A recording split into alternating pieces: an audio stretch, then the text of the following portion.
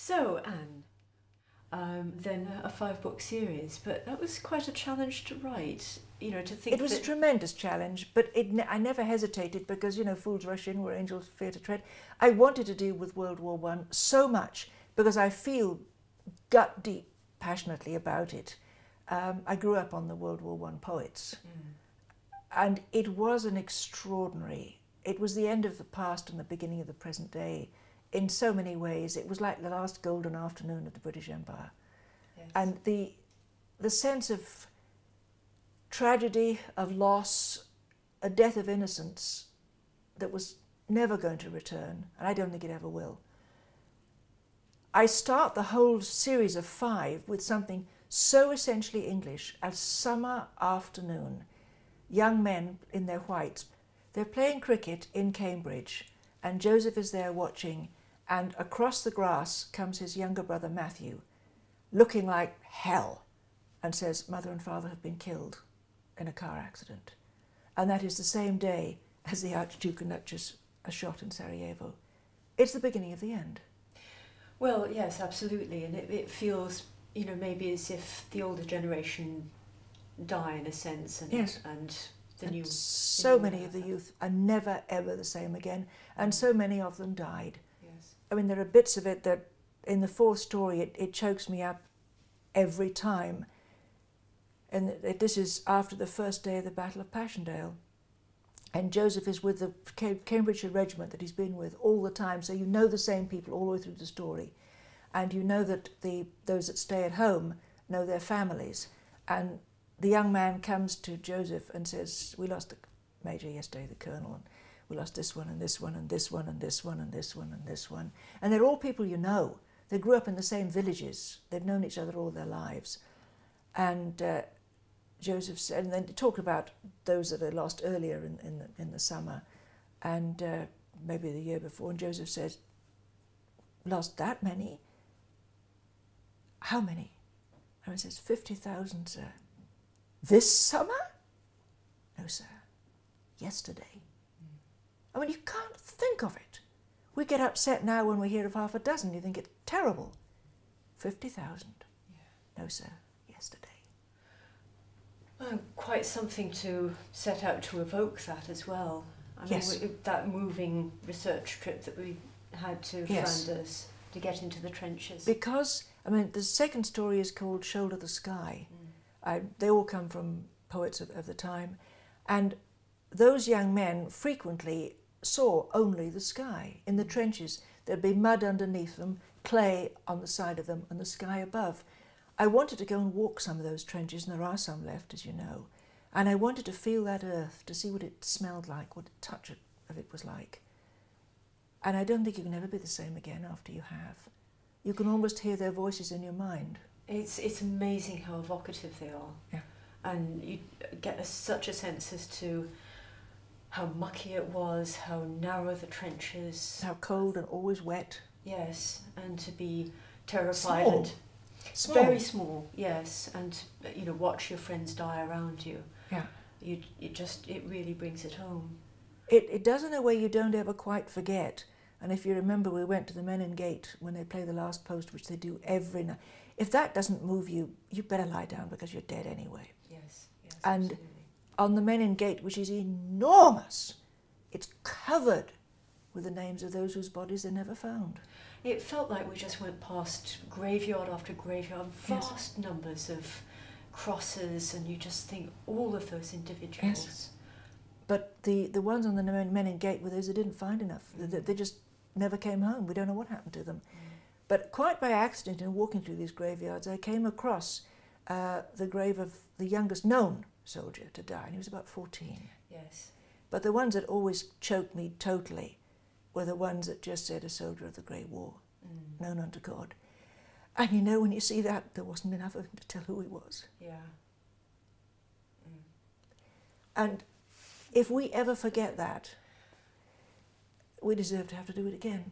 Yes. Well, it's what they say, isn't it? That if we Yes. forget history, we're fated to repeat it. And God forbid. Exactly, God forbid. But one of the most encouraging things, to get onto a happier note,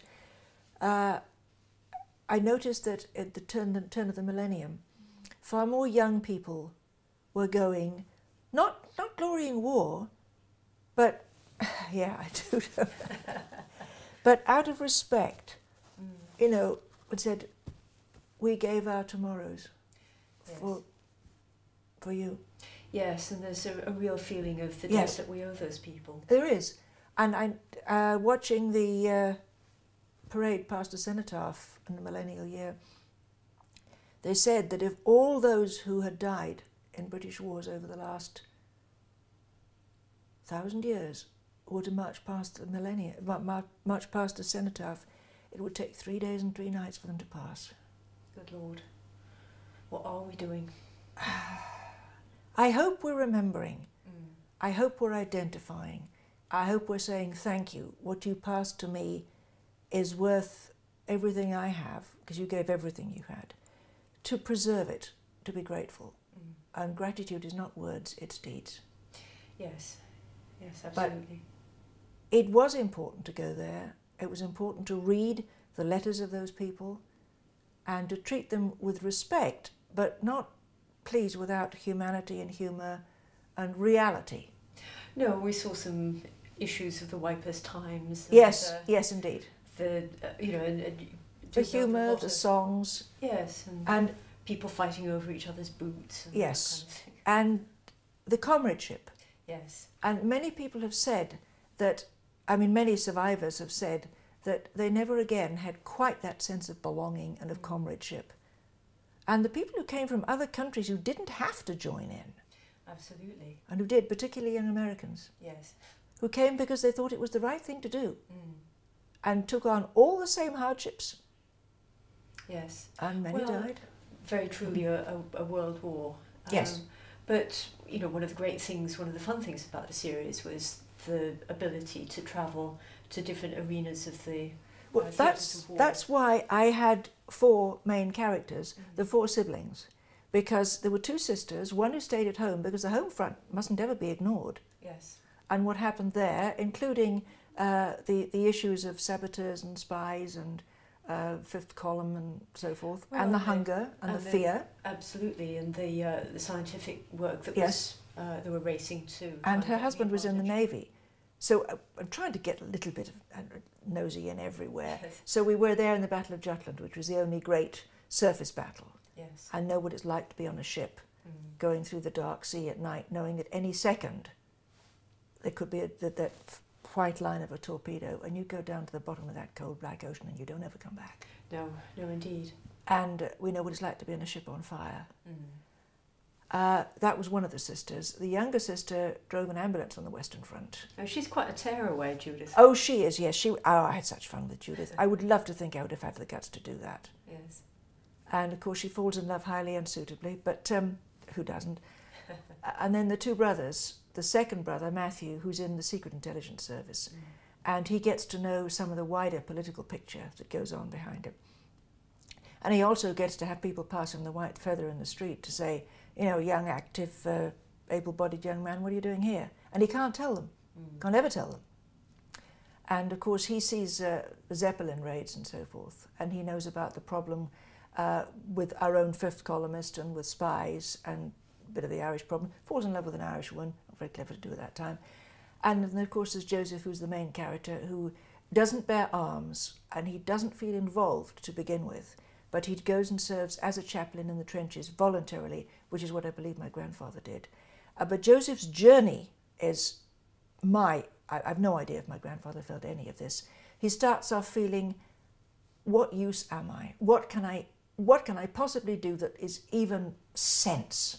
Well, then he starts off quite empty inside, yes, having lost his wife and baby. Yes, he does. He starts off thinking, I'll do my duty. I will be there, and I'll not get emotionally involved because nothing I can do. And of course he becomes desperately involved because these are all young men he knows and terrible things happen to them. We don't actually go with anybody firing guns. It's all, as you'll have observed, people who do the other things. Yes. We don't go over the top with anybody. We go to no man's land to pick up the bodies afterwards. But Joseph starts to think, I'm helpless, I'm useless. People are dying every day, sometimes hundreds, sometimes thousands a day.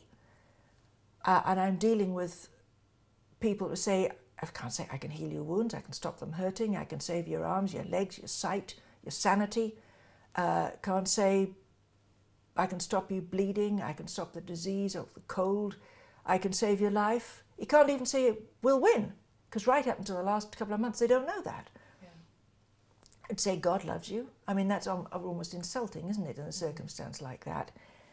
But he doesn't, what he actually does is act, I will not leave you. And in the end, he realizes that when somebody's going through hell, to realize that there's somebody who can reach out and say, I will not leave you, that's enough. Yeah. And he has served a great purpose. In the very end, he goes back to London to tie up all the different threads of the story and to find the peacemaker and all the rest of it, but who's not a peacemaker. And he comes back to his own men when the silence falls at 11 o'clock on the 11th day of the 11th month. And one of the young men you've known all the way through says to him, I knew you'd come back. I knew you wouldn't leave us. And he realizes everything he's done has been worthwhile. And I think that request in Gethsemane that Christ made, watch with me, is the greatest Christian commandment, in a sense, watch with me. And sometimes all we can do is say, I will not leave you. We can't say I'll solve your problems. Some of them you just have to go through. Yes, well, we can't always make it better. No, we can't.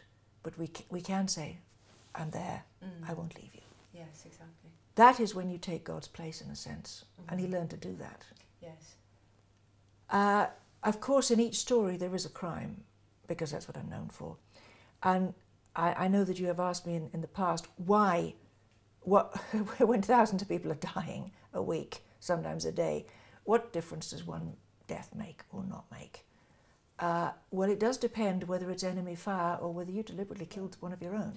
Well, there is that, and also you cleverly managed to use it as a way into a particular dilemma. Subject. Yes, exactly. Yes. For instance, journalism and what you, you know, how much you tell of the horrors of war to the people back home and what responsibility, for instance, that might bring. Yes, and in the second one, which in some ways is the favourite one for me, Joseph discovers that a war correspondent has been murdered by one of our own because he was going to go back, and he couldn't have put it in newspapers because he put it round all the recruiting stations just how terrible it was.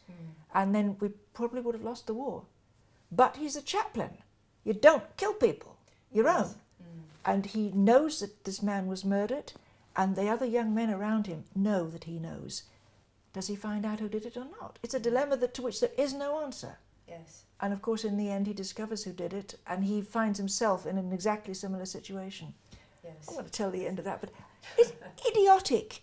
When Joseph stood over that gravestone, well, grave marker in the end, I cried like a fool. I thought, look, you know what really happened. You wrote the thing yourself. But for all the situations, there were real people to whom this happened. Well, absolutely. You know, it was bad enough. If you remember, we checked in every once in a while to make sure that the series was on course, and we had a list of characters who had to die for each book. And I was going, well, book 4, you know, we lose the other 3 brothers on this family. It's like, no, this can't happen. But you know, we know it did, and I think it would be insulting to the real people who endured this to make it anything less dreadful than it really was. We don't lose any of the 4 main characters, but we lose a lot of other people.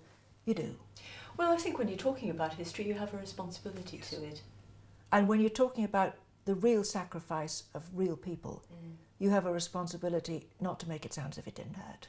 Yes, yes, absolutely. Oh, and that particular man that Judith loved, I cried like a fool over that one too, but it had to be.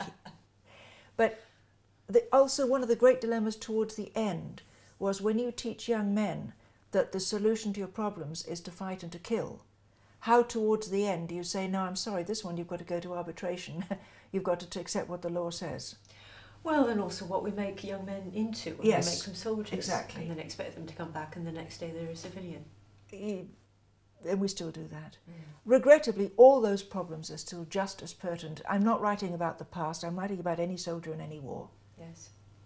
Yes, and the roots, you know, obviously the First World War just rewrote the world into, you know, very largely the shape that we've got now. Yes. As well as the social mores. But I still think that the grief of those who lose those they love, the grief of those whose people come back never to be the same again, that isn't going to change. No. And we need to care.